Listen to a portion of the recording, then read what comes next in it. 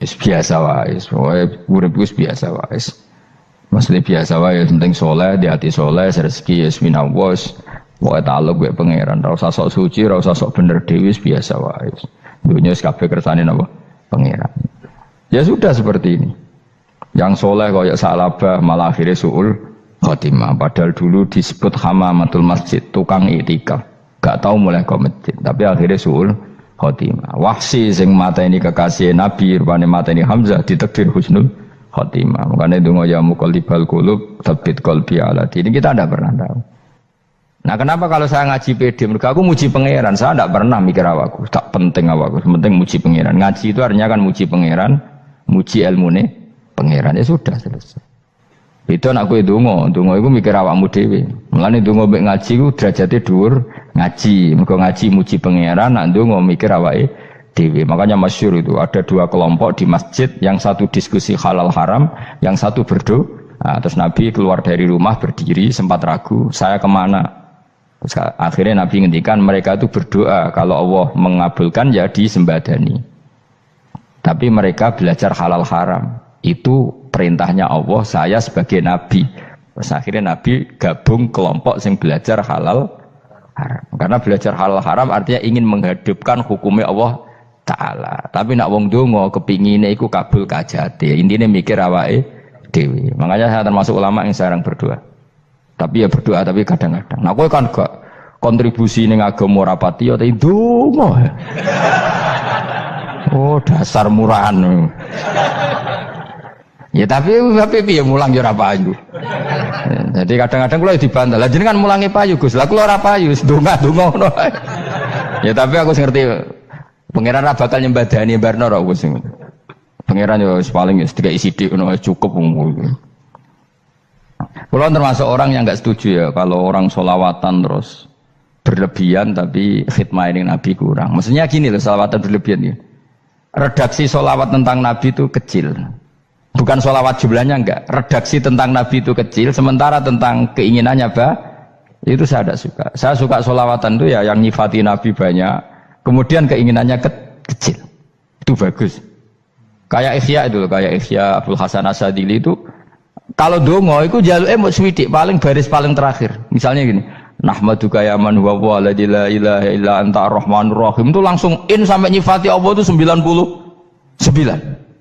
Buar ngono nganti berkuras-kuras. Lagi terakhir mau jaluk donga sithik. Nah kowe kan enggak muni muji Allah mau basa-basi tok. Alhamdulillah rabbil alamin wassalatu wassalamu ala Muhammadin. Mau nggo syarat tok. Baru ke Allahumma inna nas'aluka nganti telung lari. Telung halaman. Tapi pas muji pangeran alhamdulillah rabbil alamin wassalatu wassalamu ala Muhammadin. Bariku terus donga njaluk mapan tolak buala. Yo opo wae. Mana jare pangeran? Muji kekasihku suwidik dongane kecangkeman. Lah saya tuh gak suka jenis itu. Harusnya sholawatnya itu yang panjang. Maksudnya nyifati Nabi yang panjang. Baru mintanya sedikit. Itu bagus. Itu akhlak. Makanya saya diantara sholawat yang senang itu sholawatnya Habib Ali Al-Habsyi yang arang Simtudur. Kalau beliau baca sholawat itu sholatan yattasilu biha ruhul musolli alaihi bi. Fayam basitu fi qalbi sirru nuri ta'alluqi bi wa hubbi wa yuktabu biha bi inayatillahi ta'ala fi hisbi. Jadi dia baca sholawat itu, ya Allah berikan sholawat kepada kekasihmu Muhammad. Dengan sholawat ini rohnya saya, musolli itu rohnya saya yang membaca sholawat bisa sambung dengan rohnya Rasulullah. Dan setelah sambung saya terhitung sebagai orang yang mencintai Rasulullah. Dan saya berharap dari cinta itu saya tertulis sebagai umatnya. Nah, aku kan enggak mau sholawat itu mau, saya termasuk orang yang enggak saya loh ya. Tapi ya tetap baik dibanding nganggo primbon ya satu sholawatan ya. Tapi boleh punya etika lah dengan Rasulullah itu. Kalau dongo nyifati Nabi yang banyak, ya baru keinginan. Kan banyak tuh sholawat yang seperti yang saya misalnya di kitabnya Sayyid Muhammad ada.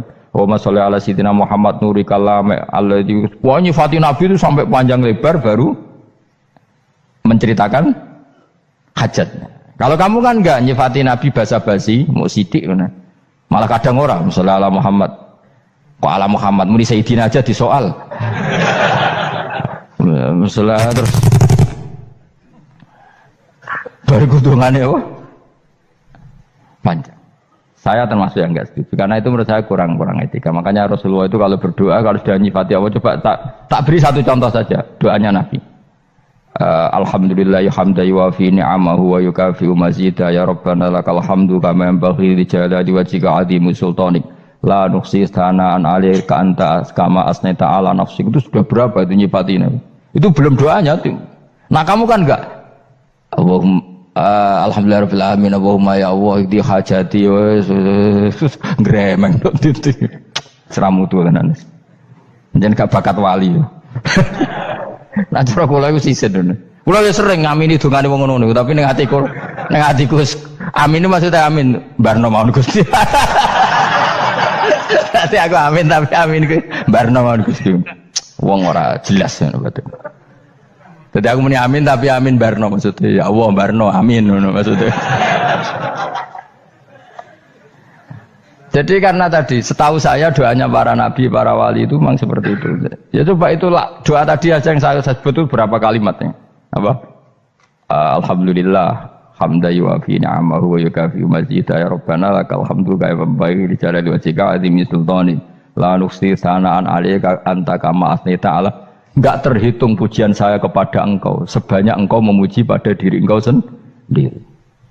Allahumma inni a'udzu biridhoka min sakhatika fi mu'afatika min uqubatika wa bika minkal.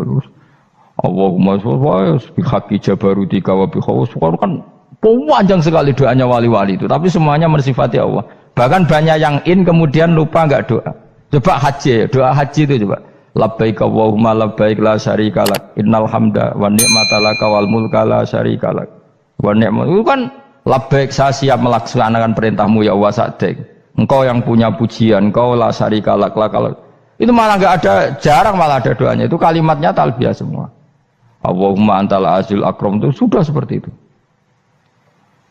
Karena tadi al-mu'min yashghaluhu sana 'ala Allah min ayyakuna li nafsihi dzakiran. Mukmin sejati adalah sibuk memuja Allah sampai lupa jatah dirinya sendiri. Nah, kowe kan gak mujine Allah basa-basi, dongane tenanan. Itu dadi makhluk aneh, itu dadi hubungan mbek pangeran iku wong aneh. Ya tapi jen ra bakat wali, ngono iku dadine ngono iku. Ya tok ngono kok mari wali kakean malah gak elit. Jadi, tapi saya mohon itu di sholawat itu usahakan jumlah paling enggak jumlah sholawatnya banyak, doanya sedikit. Paling enggak misalnya kamu tidak punya kalimat yang apa baik ya mau sholawat ping 100 itu gak ada salah biar guling-gilingan apa kita menyebut kekasihnya Allah lebih banyak ketimbang kita menyebut hajat kita sendiri ya gitulah. Paling enggak punya etika seperti itu ya. Kalau kamu enggak punya segot-segot sing keren, bacalah sholawat berapa 100 terus cerita awam Gusti utang kula kathah. Mengke ra jawab wis roh.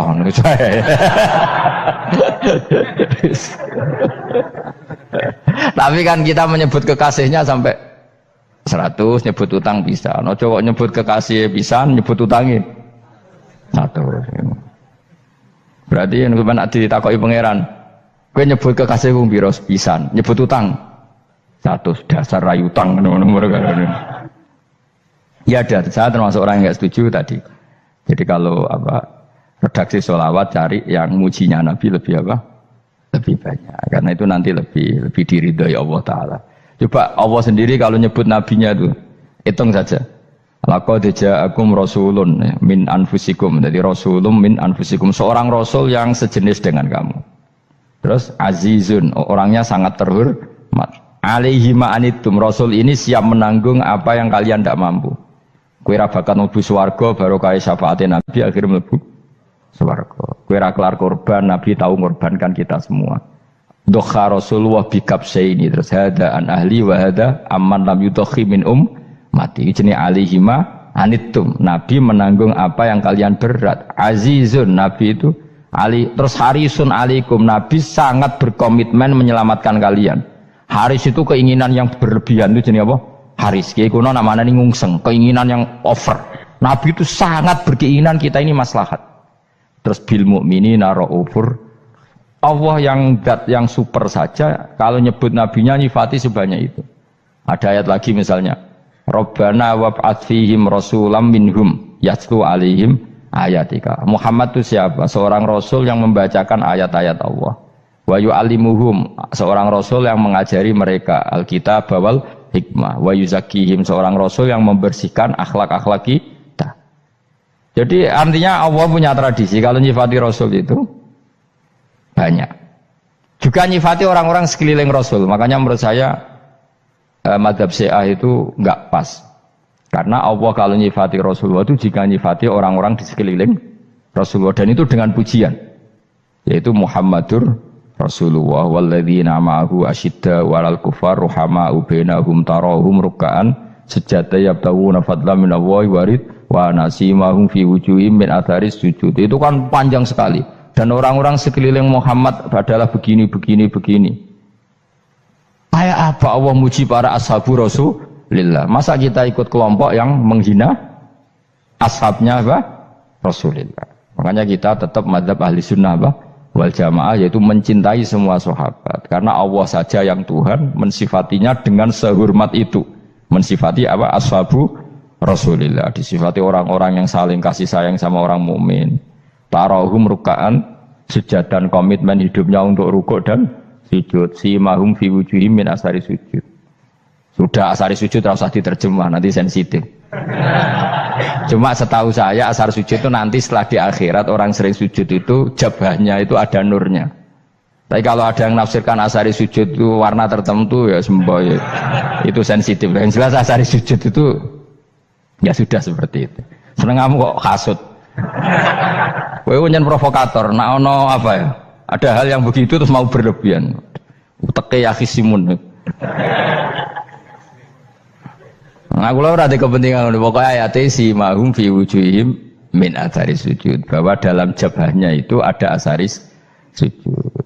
Itu masyhur kan, saya terangkan ya, tapi kowe aja sensitif loh, biasa wae.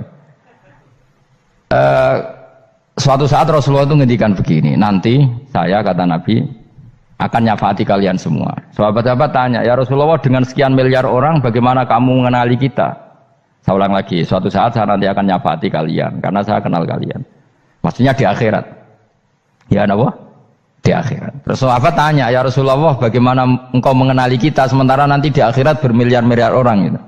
Terus Nabi ngendikan gini, jika kamu punya unta dengan tanda tertentu, saya ulang lagi, jika kamu punya unta punya tanda tertentu, dalam jidatnya ada begini, dalam tangannya ada gini, dalam kakinya ada gini, maka apa kamu bisa membedakan untamu dengan unta orang lain? Ya bisa ya Rasulullah, karena unta kita khas. Misalnya kaki depannya ada putihnya, kaki belakangnya ada putihnya, dalam baduknya ada putihnya. Terus kata Nabi, inna ummati yud'auna yaumal qiyamati hurran muhajjalin min asaril wudu. Nanti umatku nanti wajahnya juga bersinar, tangan kakinya juga bersinar. Jadi asar itu saya pastikan secara riwayat itu akhirat, maksudnya tentang akhirat. Tapi bahwa yang di dunia ada yang memulai asar itu nggih monggo mawon. Loh itu bagus kan, artinya ekspresi percepatan. Ndak apa-apa loh, daripada kok kowe ra jelas ini gitu. Maksudnya ya orang ngetok ya pancen jarang sujud tenan. Wis ora usah sensitif, tapi yang jelas ya nanti. Ya sampean kiamat ruang samu. Nanti hisab itu nanti kalau hitung hanya sekitar 3 jam. Hisabnya sak dunia itu hanya sekitar, karena malaikat itu tidak kesulitan sama sekali. Tak warai ya, ini nggak akan salah saya dalam hal ini karena riwayatnya sahihah. Kenapa hisab itu hanya butuh rubu'un nahar, 1/4 dari siang enggak? Anggap saja siang itu 6 jam atau 12 jam, itu aja terserah. Kalau 12 paruhnya kan 6 ya. Seperti 1/4-nya berarti 3. Itu gini. Jadi nanti di mahsyar itu kan yauma tabyaddu wujuh wa taswaddu wujuh. Yaudah yang kafir itu gelap, hilang. Wajahnya, tubuhnya semuanya gelap. Yang mukmin itu semuanya terang. Jadi sudah yang tabyaddu wujuh wa taswaddu wujuh otomatis terus nyingkap. Terus pergerakannya itu delala yang tabyaddu wujuh itu ke kanan, yang taswaddu wujuh ke kiri. Maka kamu jangan punya sinar yang kelap-kelip, nanti kena bego yang karena nggak jelas tadi. Maka kamu harus sinarnya yang sejelas-jelasnya. Ghurran muhajjalin min asaril. Bila perlu nur kamu sampai menembus langit saat itu. Makanya ketika orang mukmin sudah nurnya ada di muka, ada di tangan, masih ngendikan Rabbana atmim lana nurona, karena takut masih kena bigo tadi. Karena kalau hanya wudhu tok, sikil tok kan, bayangkan di miliaran orang kan bisa agak kelihatan. Tapi kalau nurnya sampai nembus langit kan, itu siapa kok nurnya sampai, kan malaikat langsung tahu. Lane hafal Quran, alim kan insya Allah nurnya itu. Sama zaman itu masih berdoa, Rabbana atmim lana, sempurnakan nur kami. Karena nanti identifikasi malaikat berdasar tadi, kalau ada nur berarti diletakkan ashabal yamin, kalau nggak ada nur ashabal shimal. Nah malaikat yang dibawa bigo itu kira-kira detail nggak? Dugaan saya kalau kelap-kelip pasti kena shimal. Wah ini partai kiri mesti kan. Pemenang yang wudhunya mau dulet sirah tok sidik. Karena anak madzhab Syafi'i. Sebetulnya meskipun itu sebaiknya kalau basuh sirah itu kabeh ben ora kelip mana aneh pepes terus dulat-dulet tok. Iku soben ya itu. Kelip. Ya sudah ya. Setelah itu kata ngendikane pangeran yu'raful mujrimuna bisimahum fayukhadu bin nawasi wal aqdam. Orang-orang pendosa kelihatan maka diletakkan di kiri. Nah sama yang orang-orang baik simahum fi wujuhihim Menasari. Jadi ayat itu jelas tentang akhirat. Tapi kira usah terus provokasi. Seneng kamu kok ya khisimun. Maksudnya provokator. Gitu. Jadi nanti yang mukmin jelas nurnya. Lah nur ini nanti dengan kadar iman kamu, perilaku kamu. Ada yang kelap-kelip, ada yang. Nah yang kelap-kelip ini orang kena bigo itu tadi. Nanti setelah kena bigo ikut ashabis simal, yang kelap-kelip disortir lagi malaikat yang bagian detail kan ada nanti. Nah ini terus ditubir neraka, yang kafir bener-bener neraka, yang ini ditubir neraka. Nah, itu nanti ini yang ngel-ngelok Kanjeng Nabi digoleki ya ini itu. Mana sakit Kanjeng Nabi, mana ono kiai soleh darani, nek iso soleh dhewe sakit Nabi mergo terus goleki endi umatku sing kelep-kelip terus dicari disyafaati. Ya imma langsung dituruti Allah, wa imma diumbasine neraka. Ya terserah rencanamu piye kon aku. Tapi yang jelas apa? Kiamat itu cepat sekali karena tadi ada identifikasi tadi. Makanya hanya cukup 3 jam karena tadi yang jelek kelihatan jelek, yang baik kelihatan baik. Makanya cepat. Ya araful mujrimuna bisimahum, orang pendosa dikenali lewat alamatnya yaitu taswaddu apa? Wujuh. Kalau orang baik dikenali lewat tabyadu wujuh. Nah, terus setelah nyingkir, ini ngono tak warai kiamat. Setelah nyingkir itu faduri babenahum bisuril lahu bab. Setelah tersingkir tadi terus lalu ada pintu penghalang, pintu pemisah. Nah pintu pemisah tadi yang sisi kanan langsung jadi surga, yang sisi kiri jadi neraka. Itu disebut faduri babenahum bisuril lahu bab batinu fi rahmatu wa dhahiruhu min qibalihil adzab. Yang pintu arah kanan otomatis wilayah surga, yang pintu kiri otomatis wilayah neraka. Nah problemnya ketika penutupan pintu itu dah yang kelap-kelip itu katut kemana ini yang makanya kamu jangan malok partai yang apa kelap-kelip yang nggak jelas itu koalisi kemana ya? Kalau partai besar kan iso nyalon presiden, partai kecil ini kan ikut mana ini kan sing sak ngisore 1%, 2% ini kan repot. Loh coba misalnya nur kamu 2%, berarti gelap kamu kan 98%. Kira-kira malaikat mengkategorikan kemana coba? Ayo jawab.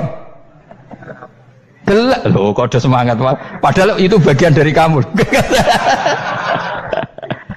Kalau satu tubuh itu sinarnya hanya 2%, kira-kira kategorinya itu partai gelap, partai terang. Kode semangat kok ini. Berarti kegaruk kemana? Kiri. Tapi bisa saja malaikat cara berpikir gini. Tapi kok ada cahayanya ya? Padahal kata Allah yang bercahaya ashabul yamin. Kan nggak ada bilang cahaya terang. Bisa saja malaikat alhamdulillah berpikir begitu. Ya nanti kita rayu saja supaya berpikir ini kan yang penting ada cahaya. Kan Allah tidak bilang terang apa kelap-kelip. Ya mungkin saja asal ada cahaya dikategorikan lahu nur, punya apa? Nur. Tapi yang jelas saat itu pun yang sudah punya cahaya masih berdoa Rabbana atsmim lana nurona. Ya Allah saya mohon sekali nur-nur kami sempurnakan. Jadi ini saya bantu teman-teman yang hafid-hafid supaya tahu maknanya ya.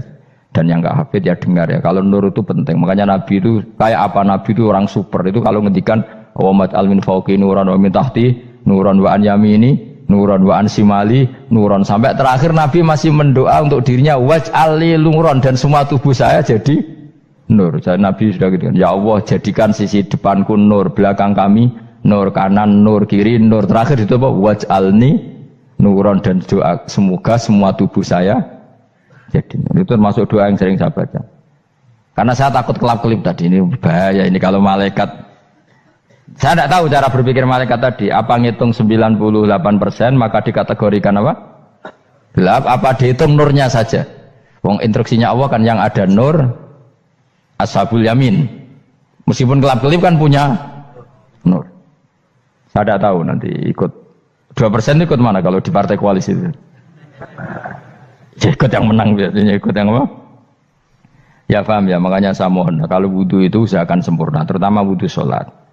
Kalau nggak wudhu sholat itu sebaiknya nggak sempurna, supaya ada bedanya wudhu sholat sama wudhu tidak sholat. Rasulullah itu masyhur gitu ya. Rasulullah itu kadang tawaddu'a wudhu'an khafifan, wudhu yang sederhana, yaitu hanya sekali-sekali dan tidak sempurna. Ketika ditanya as-sholat ya Rasulullah, tidak.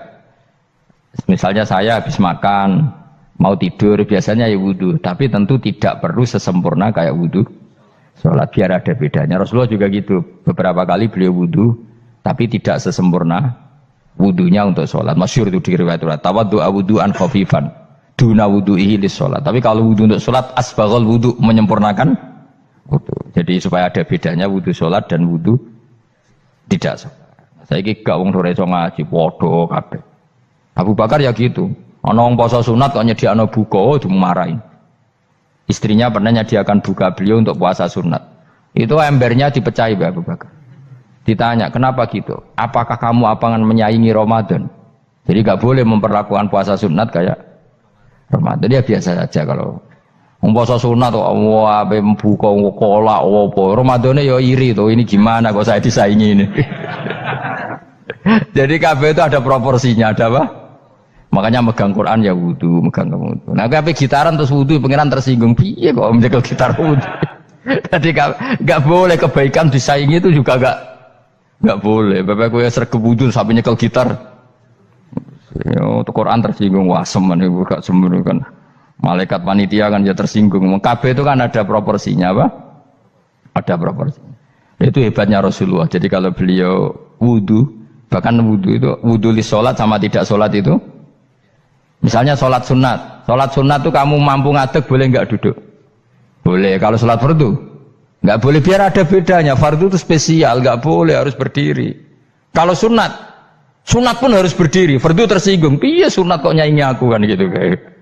Ya makanya sholat fardu wajib berdiri ya. Sholat sunat boleh duduk meskipun mampu loh ya. Nggak boleh sama. Sholat sunat pun harus berdiri. Berarti ada sunat menyaingi fardu. Ya jelas ya, jadi aturan main itu harus jelas, nggak boleh. Makanya Abu Bakar itu nggak mau kalau ada orang puasa sunat kemudian apa? Abdullah bin Mas'ud lebih parah, dia itu tukang nyuwepeng orang yang selalu sholat duha. Makanya saya itu duha itu jarang, karena takut kena sweepingnya siapa? Abdullah bin Mas'ud. Itu ada orang khusyuk tiap hari duha, diswepeng sama dia. Apakah kamu menjadikan sholat ini jadi fardu? Kok mbok lakoni bedino? Awas nampak lakoni bedino. Daerah akhir duha dilakoni bedino. Perkara ini butuh duit. Itu kalau zaman Abdul Mahmud kena sweeping apa? Karena berarti menandingi fardu. Yes, biar usah anut ilmu ku bahaya itu di sensitif. Cuma ini kan ilmu tetap tak utarakan. Biar kamu tahu, nggak boleh fardu disaingi itu nggak. Coba kan banyak ketentuannya tadi. Contoh paling gampang itu apa? Kalau sholat fardu boleh, nggak boleh apa? Duduk. Sholat sunat boleh duduk. Sholat sunat boleh di kendaraan sesuai jalannya kendaraan. Ainama tawajjahat bi rohilatu. Kalau sholat fardu, kalau kamu naik unta harus turun untuk memastikan di kiblat. Jadi banyak sholat sunat kamu dalam keadaan najis sudah tidak boleh dilakukan. Kalau sholat fardu, karena saking pentingnya fardu, meskipun dalam keadaan najis ya menemukan alat sesuci harus tetap sholat. Jenenge sholat dihormatil waktu, karena nggak boleh fardu ditinggalkan. Meskipun nanti harus iadah. Karena nggak boleh mengalahkan fardu meskipun itu oleh najis. Jadi misalnya kamu pergi hanya bawa satu celana, kemudian di terminal atau apa kena najis, kena uyah sampean misalnya, kamu harus tetap wudu dan sholat. Karena nggak boleh fardu ditinggalkan. Meskipun nanti harus dah, karena sholat kamu tidak sempurna. Dalam keadaan celana kamu najis, boleh nggak sholat sunat? Oh nggak boleh. Karena kalau fardu itu darurat memang suatu yang harus maka dilakukan. Tapi kalau kamu dalam keadaan nggak suci, nggak boleh melakukan sholat apa? Sunat. Karena fardu itu spesial apa? Spesial. Bukan kalau terus nanya. Wamtazul yauma ayyuhal mujrimun.